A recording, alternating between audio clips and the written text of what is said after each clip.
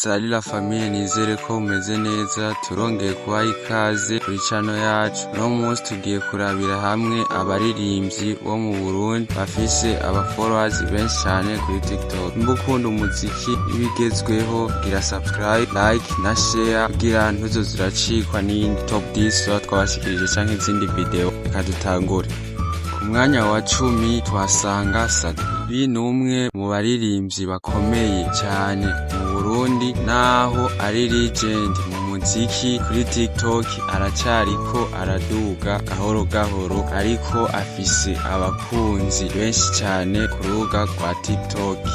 Ku mwanya w'icenda hari Dramati azi cyane ku majambo akora ku mutima, indirimbo zifise message kuri TikTok, video ziwe zirafise engagement nziza cyane kandi followers benshi baguma biyongera. Ku mwanya w'umunani dufise D1 ni umuririmbyi afise style yiwe yihariye ku rubuga rwa TikTok. Indirimbo ziwe zikoreshwa cyane mu matrends bituma aronka followers benshi. Ku mwanya w'indwi dufise Big Fizzo, ni umwe mu baririmbyi bafise influence nini cyane kuri TikTok. Followers biwe ni benshi kubera indirimbo zakunzwe cyane n'izindi. Ku mwanya wa gatandatu tuhasanga Natasha Burundi, ni umwigeme afise ijwi ryiza cyane kuri TikTok. Abakoresha benshi bakoresha indirimbo ziwe mu video zabo, bituma followers benshi biyongera umwanya ku mwanya.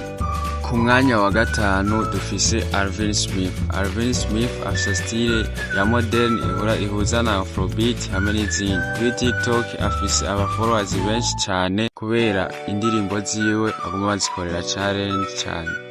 Ku mwanya wa kane hari DJ Fernando, ni umwe mu baririmbyi bakunzwe cyane mu Burundi. Kuri TikTok indirimbo ziyaronka views nyinshi cyane, bigatuma followers biwe baguma biyongera ku munsi ku munsi.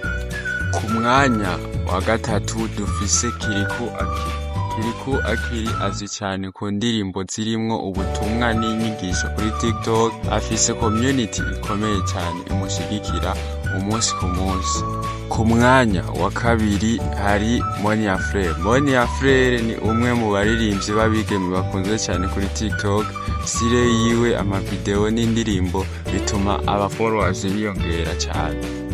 Umuririmbyi aza ku mwanya wa mbere nta wundi atari Mr Champagne niwe aza ku mwanya wa mbere kuri TikTok. Umwe mu baririmbyi bafise followers benshi cyane, amatrend menshi n'indirimbo zikundwa n'ugwaruka. None wewe ubona ari inde yarakwiye kuba uwa mbere? Tumenyeshe muri commentaire, ntibibagiye kugira like, share na subscribe izindi. Ndabibutsa kuza muramenya byinshi kuvyerekeye kuja trend, link iri muri commentaire, tubashe kuza turavugana kubaye kuvyerekeye byinshi. Mudufollowing kuri WhatsApp channel yacu kugira mumenye byinshi cyane gose kandi ku mwanya. Je turabaha n'amarinki mubasha kuraba video zanyu byihuse. Murakoze cyane.